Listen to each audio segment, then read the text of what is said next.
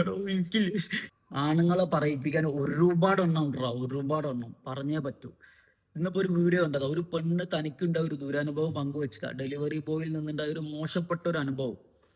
അപ്പൊ അതിൽ വന്ന കമന്റാ, ഇതൊക്കെ ഫേക്കാണ്, ഇങ്ങനെ ഉണ്ടായിട്ടുണ്ടെങ്കിൽ ഇങ്ങനെ അല്ലല്ലോ ഒരു പെണ്ണ് സംസാരിക്കുക എന്നുള്ളത്. അവിടെ ഒന്ന് ആലോചിച്ച് നോക്ക്, അവന്റെ ഒക്കെ മാനസികാവസ്ഥ, അവന്റെ ഒക്കെ മൈൻഡ് ഏതിലൂടെ കടന്നു പോണത്. അത് അങ്ങനെ കുറെ ആളുകളുണ്ട് കമന്റ് ബോക്സിൽ, ഒരുപാടെണ്ണം അതിനെ സപ്പോർട്ട് ചെയ്യുന്നുണ്ട്. അതായത് അവരുടെ വിചാരം, ഒരു പെൺകുട്ടിക്ക് അല്ലെങ്കിൽ ഒരു പെണ്ണിന് എന്തെങ്കിലും മോശപ്പെട്ട സംഭവം നടന്നു കഴിഞ്ഞാൽ അവർ സംസാരിക്കുന്ന ഒരു രീതിയുണ്ട്. ഒന്നുകിൽ കരഞ്ഞുകൊണ്ട്, കുറ്റബോധം കൊണ്ട്, താനെന്തോ തെറ്റ് ചെയ്തതുപോലെ, സഹതാപവും തനിക്കെന്തോ നഷ്ടപ്പെട്ടതുപോലെ ഈ രീതിയിൽ സംസാരിച്ചാലേ കുറെ നാടുകൾ വിശ്വസിക്കൂ. ഇവള് കാര്യങ്ങൾ സ്ട്രെയിറ്റ് ആയിട്ട് വന്നിട്ടാ പറഞ്ഞത്, മറിച്ചെന്താ പറയാ, എടോ എനിക്കില്ലേ, ഇങ്ങനൊക്കെ വന്ന് പറഞ്ഞാലേ കുറെ നാടുകൾ വിശ്വസിക്കും. അവിടെ ഒരു പെണ്ണിന് തനിക്കുണ്ടായ ദുരനുഭവം നല്ലപോലെ വന്ന് പറഞ്ഞാൽ പോലും സമൂഹത്തിലെ കുറെ എണ്ണം വിശ്വസിക്കുന്നില്ല. എത്രമാത്രം കഷ്ടപ്പാട് അവർ അനുഭവിക്കുന്നുണ്ട് സമൂഹത്തിൽ.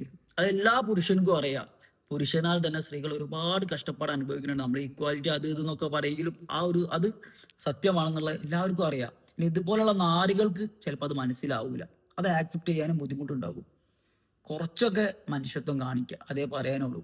ഇനി നിങ്ങൾക്ക് പറ്റിയിട്ടില്ലെങ്കിൽ അറ്റ്ലീസ്റ്റ് ഇതുപോലത്തെ വൃത്തിയുടെ കമന്റെങ്കിലും ഇടാതൊക്കെ. കാരണം അവിടെ ഈ വൃത്തിയായിട്ട് കമന്റ് ഇടുന്നവനും ഓനും തമ്മിൽ, അതായത് ഈ ചെയ്ത ഡെലിവറി ബോയും തമ്മിലൊന്നും വലിയ വ്യത്യാസമില്ല. രണ്ടും ഏകദേശം ഒരേ ചിന്താഗതിയുള്ളവരാ, അത് മനസ്സിലാക്കുക.